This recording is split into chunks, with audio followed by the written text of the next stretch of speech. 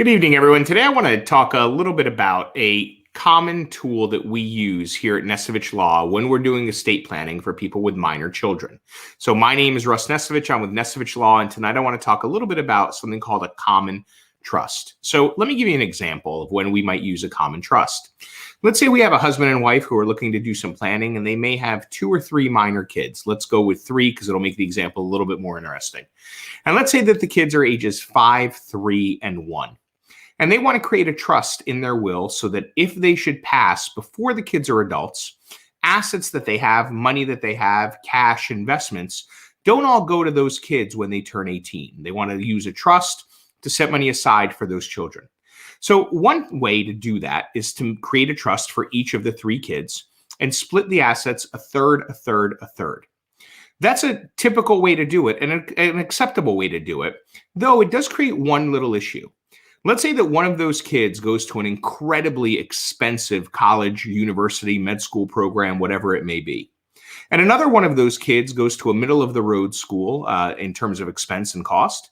And another one goes to a very inexpensive school or gets lots and lots of scholarships and has no college costs at all. Well, the one that goes to the very inexpensive school, when they're done, will wind up with far more money in their trust than the other 2. And the one who goes to the very expensive school will wind up with far less money in their trust if they have to spend millions.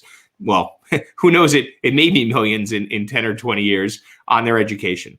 So one thing that we typically do, because most parents don't want to disadvantage their children for pursuing an education or a more expensive education, is something called a common trust.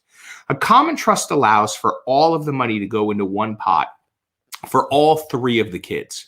And it'll generally be used to pay for college expenses, education expenses for all 3 of the kids. And when all 3 kids are done with college, at that point, the trust will be split into 3 separate pots, one for each child.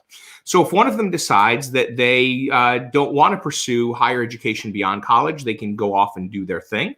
And if one does want to go to medical school or law school or graduate school and do whatever they want to do, they can use the money from their trust specifically at that point. Now, what if a kid doesn't want to go to school at all? Well, you can say that the common trust is split after everyone has gone to college and gotten a 4-year undergraduate degree.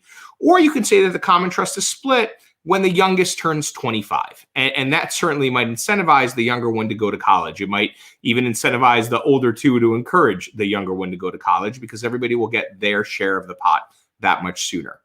That sort of levels the playing field, and it allows for the child who goes to a more expensive school to not be disincentivized by spending all that money on education. Quite the opposite. It allows for the pot to take care of education for all the children and then to be split evenly amongst them. It works really, really well when you have kids who are close in age. So if you had one child who was 17 and another child who was 1 or 2, a common trust may not be the way to go. But if you had 3 kids who are, as an example, 5, 3, and 1, a common trust might make all the sense in the world. These are the types of things that you should be thinking about when talking to your estate planning attorney if you are a parent or parents of minor children looking to come up with a plan in the event that something happens to both you and your spouse. If you have any questions about that, give us a holler. My number is right there below. And by all means, feel free to leave questions, comments here on this video, and we're happy to answer them in future videos. Thanks so much. Hope you have a great evening. Take care.